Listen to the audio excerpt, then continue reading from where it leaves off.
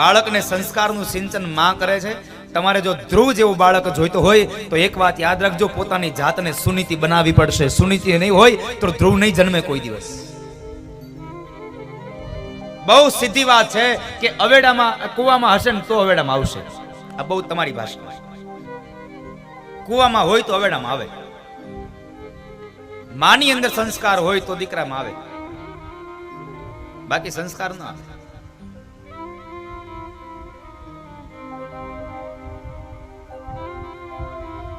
માં બરાબર ભીમ 11 ને ગોકુળ આઠમે ને બપોર વચ્ચે બેનપીણના ઘરે વહી જાય.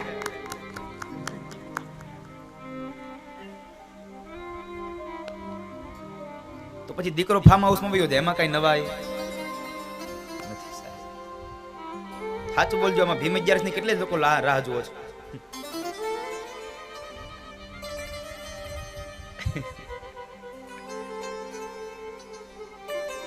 હમણાં આવે છે ને, હમણાં ભીમ 11 હવે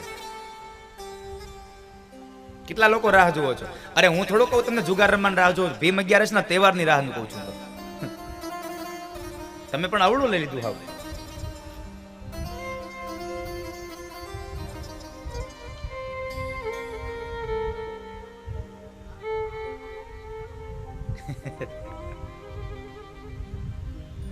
ક્યાંક ક્યાંય આપણે છે. હા, આપણે ક્યાંક ક્યાંક હજી પડ્યું છે, મેં જોયું છે. સાવ નથી એવું નહીં. એક છોકરાને એની માએ ભણવા બેહાડ્યો. તમને કહું આ સંસ્કારની વાત. મામા સંસ્કાર હોય ને માની અંદર તો જ દીકરામાં આવે. હવે ધ્યાન રાખજો. છોકરાને ભણવા બેહાડ્યો, છોકરો 1 દી 2 દી ગયો, 8 દી થયા એટલે છોકરાને માં એની લેસન કરવા બેહાડે. પાટી પેન માગે, પાટી આપે, પેન નો આપે. 3-4 દિવસ પેન નો આપ્યા એટલે માં વિચારમાં કરી આ રોજ પેન ખોઈને આવતું હશે. એકવાર ખબર પડી ગઈ આ પેન ખોઈ નથી આવતો, ખાઈને આવે છે. આ પેન ખાઈ જાય છે, આ વતરાણાને ખાઈ જાય છે. અને એ સમયે બરાબર માં જરાક મારી જેવી આકરા સ્વભાવની હશે એટલે માસ્તરનો વારો કાઢવાટું તૈયાર થઈ. બીજા દિવસે એક હાથમાં એને છોકરાનું બાવડું પકડ્યું અને એક હાથમાં છોકરાનું દફતર પકડ્યું અને ગામ વચ્ચે હળકતું ટીપણું નીકળ્યું. માસ્તર આવા છે, માસ્તર તેવા છે, માસ્તર ભણાવતા નથી, હરામનો પગાર લે છે, આવો છે, તેવું છે, ન બોલવાના શબ્દો બોલીને જાય છે. માસ્તર પાસે ગયા, માસ્તરને જેમ ફાવે મુપાડ્યા હો. માસ્તર ચૂપ થઈ ગયા, કારણ એને ખબર હતી આ હળકતું ટીપણું છે અને આમાં જો હું બોલીશ અને શબ્દરૂપી આહુતિ પડશે તો વળી પાછું ભભૂકશે. માસ્તર ચૂપ રહ્યા.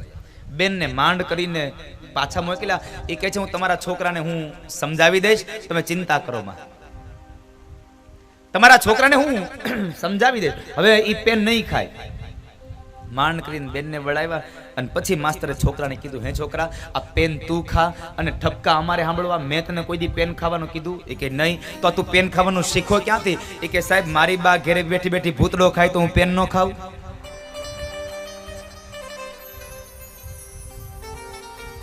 જેની માં ભૂતડા ખાય એના દીકરા પેન ખાય. મારો કહેવાનો ભાવાર્થ હાસ્યની સાથે છે કે જ્યાં સુધી તમારા અંદર સંસ્કાર નહીં હોય ત્યાં સુધી દીકરાઓમાં સંસ્કારની અપેક્ષા ન રાખવી કોઈ દિવસ.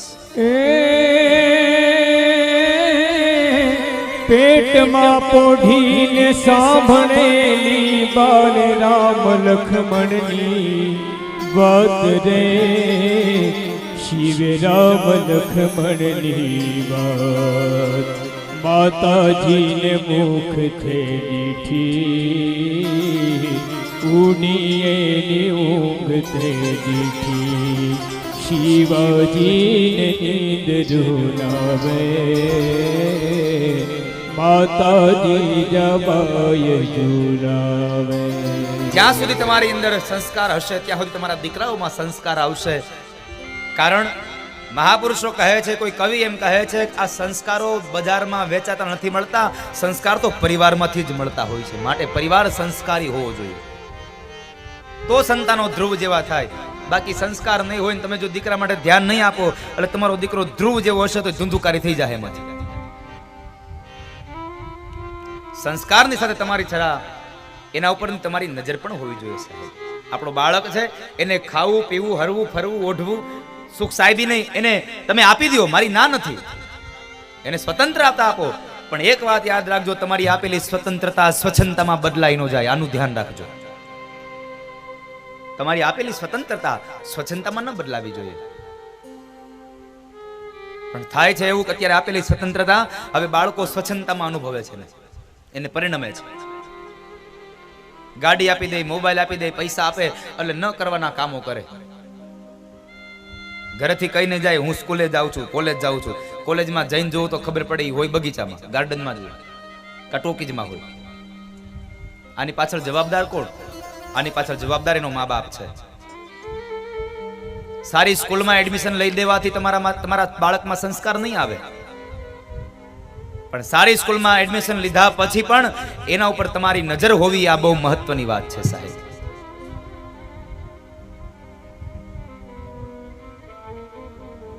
સ્વતંત્રતાની વાત છે. સ્વતંત્રતા આપો, મારી કોઈ ના નથી. અત્યારના સમય પ્રમાણે ખૂબ આનંદ કરાવો, પણ એ સ્વતંત્રતા સ્વચ્છંદતામાં બદલાઈ ન જાય ને એટલી પણ ધ્યાન રાખજો.